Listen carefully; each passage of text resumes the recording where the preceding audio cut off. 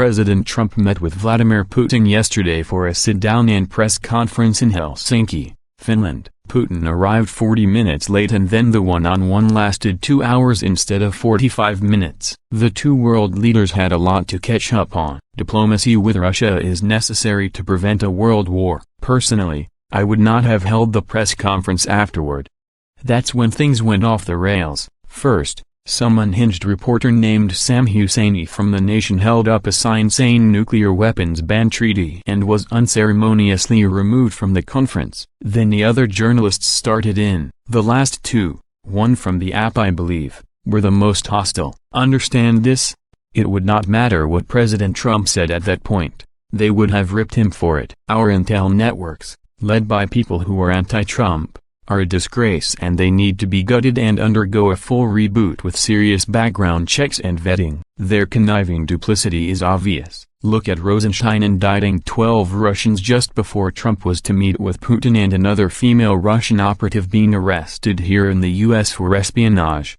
Timing is everything. The left is claiming that the NRA is in bed with the Russians, which is just preposterous. The FBI and the DOJ threw Trump under the bus before he was even elected thanks to Barack Obama and his clandestine attacks. President Trump returned the favor yesterday by throwing American intelligence agencies under the bus for what they did in the 2016 elections. He shocked the heck out of them by taking Putin's side. You can't blame Trump for wanting to know where the DNC server is and asking questions about the Pakistani IT guy who was, in my opinion, extorting Democrats in vulnerable positions of power thanks to Debbie Wasserman Schultz and her antics. From the very beginning with FISA warrants, spying on the Trump campaign and concocting fake Russian dossiers, the intel community has declared war on President Trump. I don't like how things went yesterday, but I can certainly understand why they did go that way. You've got the top 3 FBI agents, who conspired against a sitting president to conduct a coup,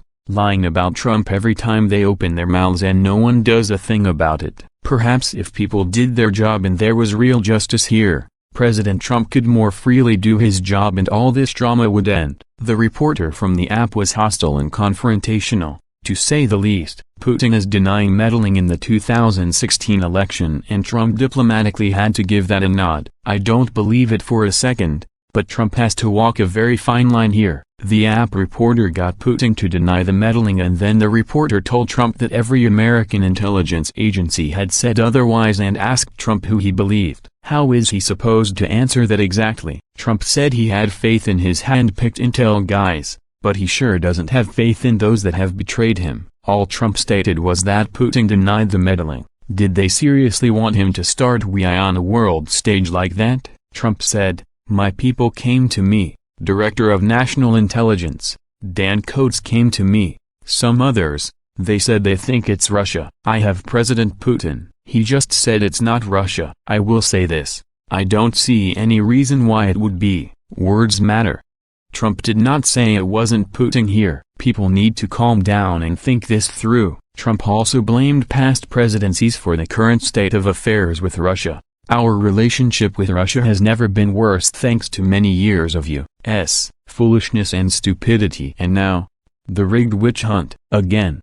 Phrasing, and that is actually true. Clinton, Bush, and Obama saw our relationship with Russia deteriorate because they did not take a tough enough stance with them. Trump has slapped Russia with sanctions, rallied NATO against them, kicked out diplomats and has done a number of other things to put them in their place. Putin is a chess player, but so is Trump. Frankly, I want to see what happens next. I am certainly no fan of Russia and I don't trust them, but I think that President Trump has a plan here and I want to see what it is. Instead of playing into the left's trap, the right should take a deep breath and try and figure out what Trump was getting at here. I think he needs to clarify his stance on Russia and I would recommend not doing this kind of thing again. But I also believe that Trump really does want to calm things down and work with these countries. I am sure that before meeting with Putin, that President Trump met with Pompeo, Bolton, and Mattis. The calls of treason and impeachment are ludicrous here and are hysterical. Perhaps if American intel agencies stopped trying to destroy their own president,